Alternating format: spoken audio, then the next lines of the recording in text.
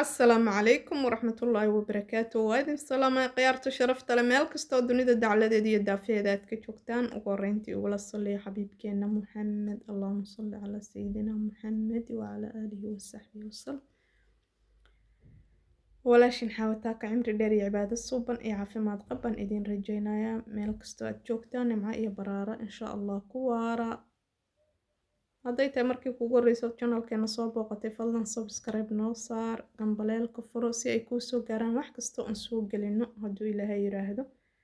haddaad tihiin asxaabteeni horey noola joogtay tim Samiira aad baa u mahadsantihiin. soo dhawaada mar labaad iyo mar saddexaadba kama daala mahad celintiina walaalaha qaaliga.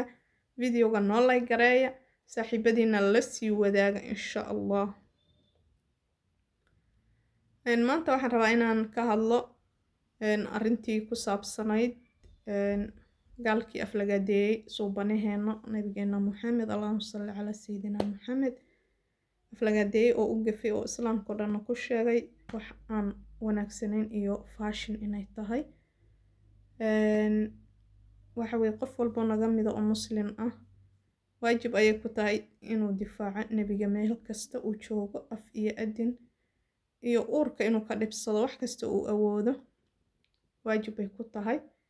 qalbigeenu ku dhex nool yahay calayhi salaatu wassalaam uu ku dhex jiraa, waanu jecelnahay. ilaahay maciisa hana soo xashariyo maalinta yowmal qiyaama.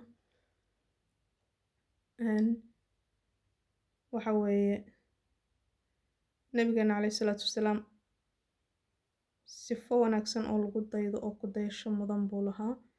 muslimkuna waxa weeyaan waa diin nabad ah, waa diin hanuun ah, waa diin ma garanaysaa tusaale wanaagsan leh, waa diin xaq ah. waxa weeye adigoo nabiga difaacaya calayhi salaatu wassalaam oo nabigaaga u dagaalamaya oo dhiigaaga u huraaya haddana waxaa loo baahan yahay in aad u marto adiga oo ilaalinaya akhlaaqda islaamka, sharafta diinta islaamku ay leedahay, karaamada ay leedahay. diinta islaamku ma qabto in macna darro qof lagu dilo gaalkaas xarbiga ah aan ahayn. qofku haddii uu gaal yahay uusan kula dagaalamayn, ammaan uu ku siiyey, hantidaada iyo ma garanaysaa maalkaaga iyo cirdigaaga iyo diintaada midna uusan dhibaato ku hayn, inaad iska maagto iska disho diinta islaamku ma qabto. bale inaad ammaan siiso siduu kuu ammaansiiyey baa diintu qabtaa. laakiin hadduu qofku kula dagaalayo kusoo weeraro diintaada weeraro maxaa idhahdaay uu dhibaato kugu hayo dee waadkaas waa la iska difaacaya waana lala dagaalamaya. saan ognahayba toddobaadyadii hadda toddobaadkii u dambeeyey dhibaato fara badan baa ka dhacday dalka Faransiiska. waatay nabigeena calayhi salaatu wassalaam ay sawir gacmeedka ka sameeyeen ay ku tilmaameen nabigeena uma qalmo sawir gacmeed, cid sawiri kartaana ma ay jirto. ilaahay suurad ugu qurxoon buu ka abuuray. qof aad u qurux badan oo wanaagsan buu ahaa. ilaahay baa karaameeyey. kartoon ay gaalo samaysayna waxba ka u qaadi mahayo. wadamada badan oo muslimiin ahna way ka caroodeen runtii, banaanbaxyo badanna way ka dhigeen. Soomaaliya ka mid ah maxaa idhahdaay sida Bangladesh, wadamada sida xoogga looga banaan baxay Bangladesh, Pakistan, ilaahay kuma darnaadee wadamadaas Malaysia, wadamo badan baa maaragtay caro xoog leh ka muujiyey oo muslimiin ah. kuwana badeecada ay soo saarto dalka Faransiisku uu soo saaray iyo waxyaabahaas ay iyaguna mamnuuceen oo dukaamadoodii ka faarujiyeen. si kastaba ha ahaatee sidoo kale wadanka Suudaan ayagana waxa waaye safaaradii xitaa waxay gubeen Faransiisku ku lahaa wadankaas. wadamo fara badan baa shucuur xoog leh ka muujiyey walow wadamadii hadda ugu xooga weynaa muslimiinta Turkiga ka mid ah maasha Allah wadanka ugu quwadda badan muslimka ilaahay ha guuleeyo oo gacantiisa hala jiro oo garabkiisa ha ahaade. asagaaba ugu horreeyayba madaxweynaha Turkiga. allah ha barakeeyo. ilaahayna cadow badan buu leeyahay ka hayo muslimiinta oo dhan. ilaahay cadowga iyo gaalada dhagartooda allah naga qabto. markii falalkaas oo dhan ay dhaceen oo oo muslimiintii ay xanaaqeen si xun shucuurtooda ay aad u kacday. Run ahaantii haddii ay markaas ninka gacanta ku dhigi lahaayeenna dee cadcad loo jarjari lahaa. Waxay jirtay in ay weeraro kale ka dhaceen dalka Faransiiska. Waxaan u maleynayaa hadda waa un hal week ama hal isbuuc. Weerarkii saddexaad baa shalay galab casargaabkii ka dhacay oo lagu weeraray macallinkii la gowracay kabacdi waa tii 3 qof lagu dilay meel kaniisad ah. Sidoo kale shalay galab waxaa dhacday nin baadari ah oo u dhashay dalka Giriiga asagoo kaniisadii xiraaya in asna shalay galab la weeraray oo rasaas lagu toogtay, dhaawac halisana uu soo gaaray. Qofkii falka geystayna dabcan sida ay warar ku qorayaan waa la qabtay. Xataa haddii ay ayaga dhexdooda mucaaradka iyo siyaasadda ay isku haystaan dhexdooda, xataa haddii ay ayagu dhib ka geystaan waxaa la leeyahay muslimiintii baa geysatay. Markay saasoo kale xaalad u kacsan tahayna waa la isugu dhex dhuuntaa oo intii dowladda ama ku kacsanayd ama wax ka tirsanaysay ama inay fashiliso rabtay oo dhan baa ku dhex dhuumata oo falal xun samaysa si loogu maleeyo qoladan amaba ay rabaanba qolo rabtaba inay islaamka wasaqayso kale. Run ahaantii hadda dadka Faransiiska ku nool aad bay u cabsanayaan.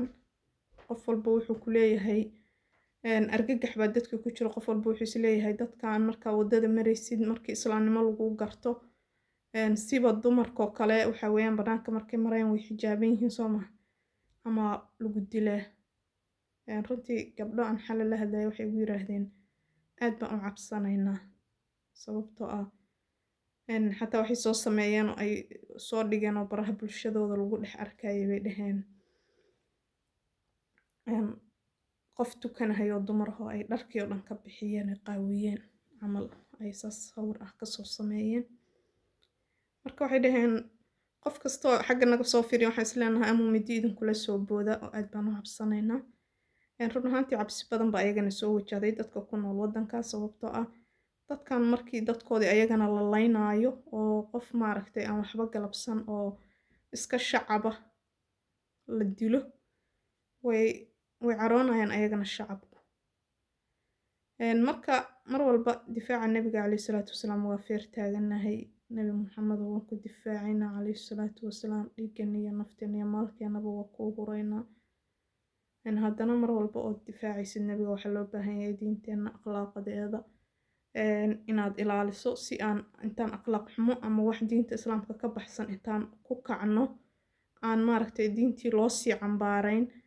Dadka aan muslimka ahayn aysan fikir fool xun uga sii qaadan diintii waxa weeyaan la ilaaliyo sharciyada iyo maaragtay wanaagga diinta oo nabadeeda iyo ammaanka iyo la ilaalisho.